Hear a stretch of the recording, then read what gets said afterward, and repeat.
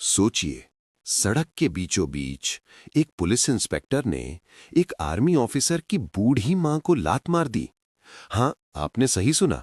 वर्दी पहनने का घमंड इतना कि एक जवान की मां को बीच सड़क पर अपमानित कर दिया। लेकिन कहानी यहीं खत्म नहीं होती, क्योंकि इसके बाद जो हुआ। सुबह का वक्त था। फिजा में एक अलग ही शांति थी।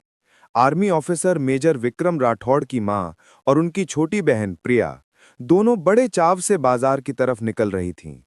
सरहद पर तैनात विक्रम ने अपनी मां के लिए कुछ पैसे भिजवाए थे, ताकि वो अपने लिए एक नई साड़ी खरीद सकें। इसी खुशी में मां बेटी की ये छोटी सी यात्रा शुरू हुई थी। लेकिन थोड़ी ही दूर जाने पर उन्हें पुलिस की बैरिकेडिंग नजर आई। वहां इंस्पेक्टर रणविजय अपने दो सिपाहियों के साथ मुस्तैदी से नहीं, बल्कि रौब झाड़ने के अंदाज में खड़ा था। जैसे ही प्रिया की स्कूटी करीब आई, इंस्पेक्टर ने लाठी मारकर उन्हें रुकने का इशारा किया। प्रिया ने घबराकर गाड़ी किनारे लगा दी। इंस्पेक्टर की आवाज में बेरुखी और गुस्सा साफ था। ये सड़क क्या तेरे बाप की जागीर है? बिना हेलमेट के हवा में उड़ रही हो? और स्पीड देखी अपनी? अब तो भारी चालान भरना पड़ेगा। निकालो 5,000 रुपए। प्रिया सहम गई। उसने बड़ी विनम्रता से कहा, सर, आप नाहक ही नाराज हो रहे हैं। गाड़ी की स्पीड तो बिल्कुल कम थी, और हेलमेट इसलिए नहीं पहना क्योंकि बाजार बस यहीं मोड़ पर है। मेरी माँ की तबीयत ठीक नहीं रहती, इसलिए उन्हें साथ लाई हूं। इंसानियत के नाते जाने दीजिए सर। अगर हम ज्यादा देर धूप में खड़े रहे तो माँ को चक्कर आ जाएंगे। धीरे धीरे वहां भीड़ जुटने लगी। लोग तमाशा देख रहे थे, मगर कोई कुछ बोल नहीं रहा था। प्रिया की मां डर के मारे थर थर कांप रही थीं। उनके मन में बुरे ख्यालात आ रहे थे कि ये पुलिस वाला न जाने अब क्या करेगा। उन्होंने हाथ जोड़कर विनती की, साहब, जाने दीजिए ना, हम गरीब लोग हैं, बस बाजार तक जा रहे थे। बच्चे से गलती हो गई, माफ कर दीजिए। ये सुनकर इंस्पेक्टर रणविजय का पारा और चढ़ गया। अरे बुढ़िया तो बहुत जबान लड़ा रही है। उसने चिल्लाकर कहा, तेरी बेटी सड़क पर रेस लगा रही है और तू मुझे कानून सिखा रही है? यही संस्कार दिए हैं? जल्दी से गाड़ी के कागज दिखाओ, वरना अभी अंदर कर दूंगा। प्रिया ने तुरंत सारे कागज दिखा दिए। सब कुछ बिल्कुल सही था। इंस्पेक्टर को भी समझ आ गया कि कागज में कोई कमी नहीं है, लेकिन उसकी नीयत खराब थी। उसने ढिठाई से कहा, कागज तो ठीक हैं, लेकिन हेलमेट ना पहनने का जुर्माना तो तुम्हें भरना ही पड़ेगा। प्रिया समझ गई थी कि ये इंस्पेक्टर सिर्फ पैसे ऐंठना चाहता है, लेकिन उनके पास इतने पैसे थे ही नहीं। प्रिया ने फिर से हाथ जोड़े, सर, प्लीज इस बार माफ कर दीजिए। अगली बार हेलमेट जरूर पहनूंगी। अभी मेरी मां की हालत देखिए। इतना सुनते ही इंस्पेक्टर अपना आपा खो बैठा। उसने चीखते हुए कहा, मैं क्या तेरे बाप का नौकर हूं जो तेरी बात मान लूं? अभी इतना मारूंगा कि चल नहीं पाएगी। प्रिया की आंखों में आंसू आ गए। प्रिया ने कहा, सर, हमारे पास 5,000 रुपए नहीं है, हम कहां से दें? तभी वहां वो हुआ जिसकी किसी ने उम्मीद नहीं की थी। गुस्से में पागल इंस्पेक्टर ने एक जोरदार तमाचा प्रिया के गाल पर जड़ दिया। सन्नाटा छा गया। प्रिया अंदर ही अंदर गुस्से और अपमान से जल रही थी। वो बस यही सोच रही थी कि काश उसका फौजी भाई आज यहां होता तो इस वर्दी वाले गुंडे को सबक सिखाता। भीड़ अभी भी सिर्फ देख रही थी, लेकिन उस भीड़ में एक अनजान लड़का था जिसने चुपके से अपना मोबाइल निकाला और इस पूरी घटना को रिकॉर्ड करने लगा। इंस्पेक्टर गालियां बक रहा था और मां बेटी को धक्के देकर अपनी जीप की तरफ ले जा रहा था। मां की आंखों में बेबसी थी। इंस्पेक्टर ने कहा, ये ऐसे नहीं मानेंगी, बहुत हैकड़ी है इनमें। आज इन्हें जेल की हवा खिलाऊंगा। बिना किसी जुर्म के इंस्पेक्टर रणविजय उन्हें थाने ले गया।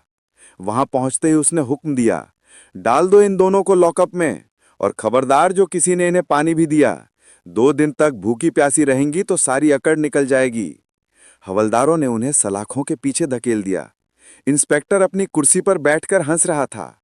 अब देखता हूं तुम्हें कौन बचाता है। उधर लॉकअप में मां की हालत बिगड़ने लगी। एक तो उम्र का तकाजा, ऊपर से भरी धूप में खड़ा रहना, और फिर अपनी बेटी का अपमान, ये सब उनका दिल बर्दाश्त नहीं कर पा रहा था। वो सोच रही थी कि एक फौजी की मां होने के बावजूद आज उनके साथ मुजरिमों जैसा सुलूक हो रहा है। प्रिया अपनी मां का सिर गोद में रखकर उन्हें ढांढस बंधा रही थी। मां, तुम चिंता मत करो, भैया को आने दो, वो सब ठीक कर देंगे।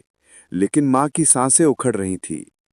इसी बीच वो वीडियो सोशल मीडिया पर आग की तरह फैल गया।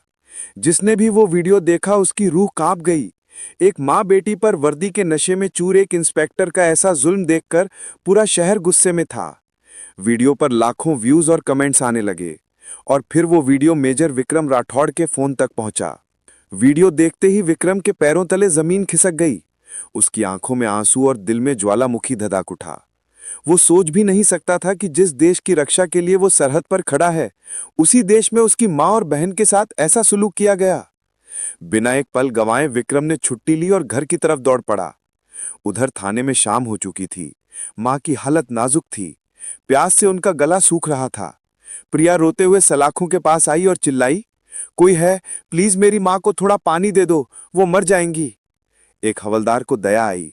वो पानी लेकर बढ़ा ही था कि इंस्पेक्टर रणविजय ने उसे रोक दिया। रहने दे, तड़पने दे इन्हें, तभी अकल ठिकाने आएगी।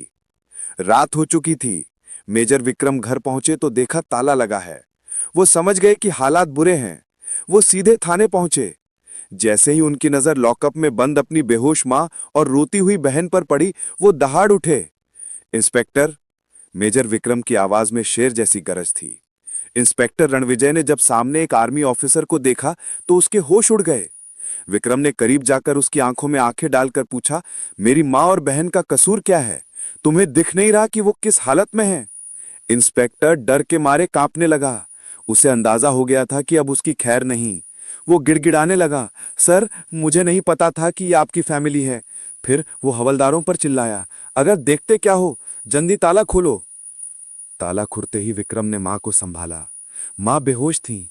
विक्रम ने इंस्पेक्टर की तरफ पलटकर चेतावनी दी, अगर मेरी मां को एक खरोच भी आई तो मैं तुम्हें पाताल से भी ढूंढ निकालूंगा। वो तुरंत एम्बुलेंस से मां को लेकर अस्पताल भागे। डॉक्टरों ने इलाज शुरू किया। कुछ देर बाद एक नर्स बाहर आकर बताया, मेजर साहब, शुक्र है आप वक्त पर आ गए। बीपी बहुत बढ़ गया था और घबराहट से हालत खराब थी। अब वो खतरे से बाहर है। विक्रम ने राहत की सांस ली, लेकिन बदले की आग अभी ठंडी नहीं हुई थी। प्रिया ने रोते हुए भाई को बताया, भैया, हमने कोई गलती नहीं की थी। उस इंस्पेक्टर ने बिना वजह मुझे थप्पड़ मारा, मां को पानी तक नहीं दिया। ये सुनकर विक्रम ने ठान लिया कि अब यह इंस्पेक्टर अपनी वर्दी के लायक नहीं बचेगा। उसने प्रिया से कहा, तुम मां के पास रहो, मैं अभी आता हूं। मेजर विक्रम सीधे जिले की आईपीएस अधिकारी अंजलि देशमुख के दफ्तर पहुंचे। उन्होंने वो वायरल वीडियो आईपीएस अंजलि को दिखाया। वीडियो देखकर अंजलि का चेहरा गुस्से से लाल हो गया। उन्होंने कहा, मेजर साहब, यह सिर्फ आपकी मां का अपमान नहीं है, यह पुलिस की वर्दी पर एक दाग है। इस आदमी ने मानवता की सारी हदें पार कर दी हैं। आईपीएस अंजलि ने तुरंत एक्शन लिया। इंस्पेक्टर रणविजय का सस्पेंशन लेटर तैयार हुआ। उन्होंने विक्रम से कहा, आप बेफिक्र रहिए, कल सुबह ही कोर्ट में फैसला होगा। ऐसे अधिकारियों की जगह थाने में नहीं, जेल में है। अगली सुबह कोर्ट के बाहर भारी भीड़ थी। जनता में आक्रोश था। सबको पता था कि आज उस बदतमीज इंस्पेक्टर का हिसाब होने वाला है। कोर्ट खचाखच भरा था। जज साहब अपनी कुर्सी पर बैठे थे। मेजर विक्रम और प्रिया एक तरफ थे और दूसरी तरफ कटघरे में खड़ा था इंस्पेक्टर रणविजय, सिर झुकाए, चेहरे पर हवाइयां उड़ती हुई। अदालत की कार्यवाही शुरू हुई। प्रिया ने गवाही दी।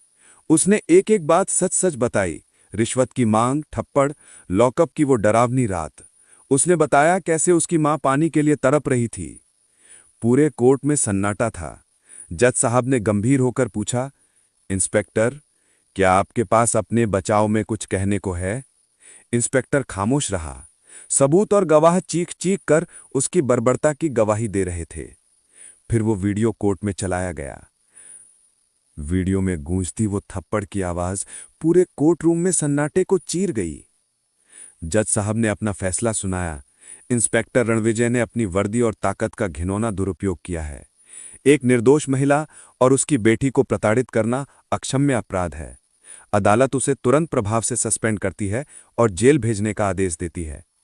फैसला सुनते ही कोर्ट के बाहर खड़ी भीड़ ने तालियां बजाई। न्याय हुआ के नारे गूंजने लगे। विक्रम ने अपनी बहन को देखा। दोनों की आंखों में सुकून था। मां का अपमान करने वाले को उसकी सही जगह मिल चुकी थी। इस घटना ने साबित कर दिया कि चाहे वर्दी हो या रुतबा, अन्याय के खिलाफ अगर सही समय पर आवाज उठाई जाए तो कानून साथ देता है। दोस्तों, अगर इस कहानी ने आपके दिल को भी झकझोरा है तो वीडियो को लाइक जरूर करें। ऐसी ही सच्चे और रोंगटे खड़े कर देने वाली कहानियों के लिए हमारे चैनल ग्राउंड ट्रूथ को अभी सब्सक्राइब करें। और हाँ, एक छोटी सी विनती, आप ये वीडियो दुनिया के किस कोने से देख रहे हैं, अपने शहर या देश का नाम कमेंट में ज़रूर लिखें। हमें अच्छा लगेगा ये जानकर कि ग्राउंड ट्रूथ की आवाज़ कहाँ-कहाँ तक पहुँच रही है।